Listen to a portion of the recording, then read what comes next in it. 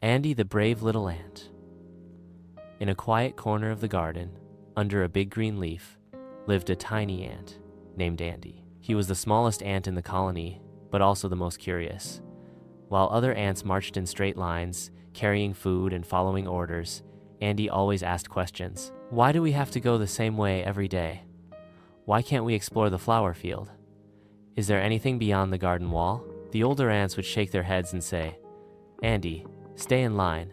Small ants must stick together. But one sunny morning, something changed. The colony woke up to find that their usual path to the sugar pile had been blocked by a fallen twig. The ants panicked. We'll go hungry, they cried. Andy saw his chance. What if I go another way? He offered. The other ants looked nervous. You're too small, said one. You'll get lost, said another. But Andy stood tall. I may be small, but I have big ideas. With a deep breath, Andy set off alone. He squeezed under leaves, climbed over stones, and followed the scent of sweet sugar through the breeze.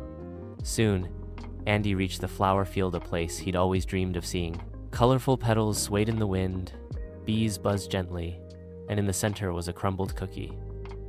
Even better than sugar, Andy raced back to the colony, leaving a tiny trail behind him. I found something even better than sugar, he cheered. You did?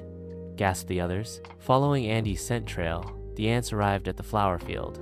Their jaws dropped at the cookie mountain. From that day on, Andy wasn't just the smallest.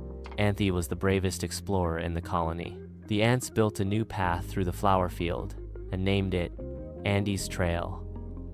And whenever a young ant asked, "Can I go a different way?" the older ants would smile and say, "If you're as brave as Andy, then yes, you just might discover something wonderful."